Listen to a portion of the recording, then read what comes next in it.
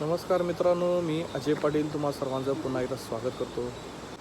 आज आपण जाणार आहे श्री क्षेत्र मार्लेश्वर येथे.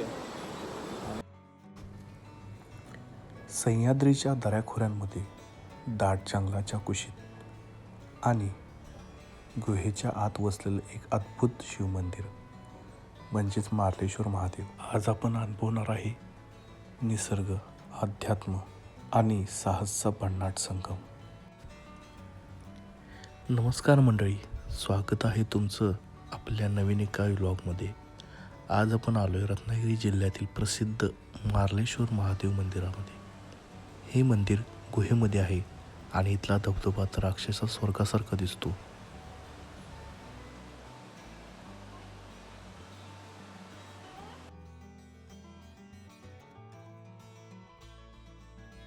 तर तुम्ही माझ्या मागं बघू शकताय, जवळपास 200 ते 300 पायऱ्या आहेत. इथं चढून आपल्याला रस्ते मस्तपैकी लोकेशनच्या इथे जाता येतं.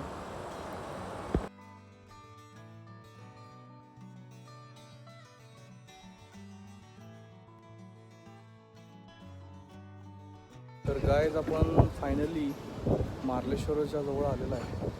माझ्या मागं बघू शकता ही एंट्रन्स आहे, मार्लेश्वरची दरी.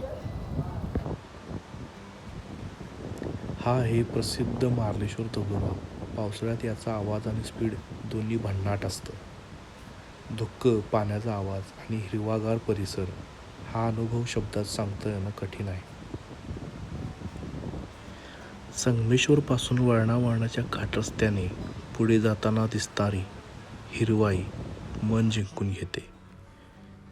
इथलं वातावरण इतकं शांत आहे की शहराचा सगळा ताण इथे आल्यावर गायब होतो.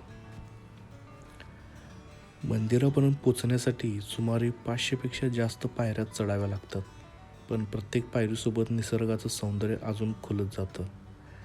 महादेवाच्या दर्शनासाठी एवढी मेहनत तर बनती आहे.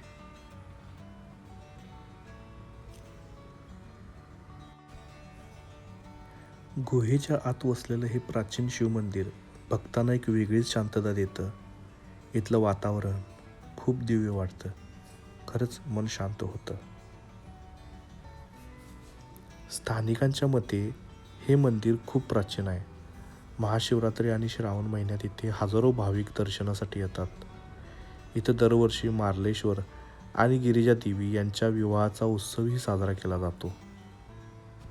आणि सर्वात महत्त्वाची गोष्ट म्हणजे मार्लेश्वरचा हा धबधबा हा 3 टप्प्यामध्ये पडतो. म्हणजे याचा सगळ्यात मोठा भाग हा डोंगराच्या आड लपलेला आहे. तो आपल्याला दिसत नाही आणि तो महाराष्ट्रातला सर्वात मोठा धबधबा आहे. तो आपल्याला इथून अजिबात दिसत नाही.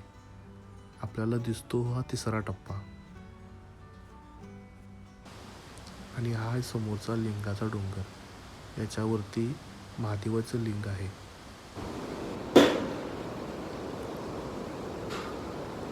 तर गाईज, आपल्याला मंदिराच्या आतील रेकॉर्ड करता आलं नाही, करू दिलं नाही. त्यामुळे आपल्याला बाहेरचंच फक्त व्ह्यू बघायला मिळेल.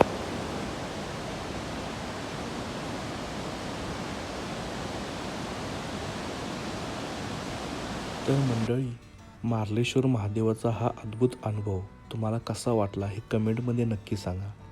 व्हिडिओ आवडला असेल तर नक्की लाईक, शेअर आणि सबस्क्राईब करायला विसरू नका. तर पुन्हा भेटू एका नवीन प्रवासात. तोपर्यंत हर हर महादेव.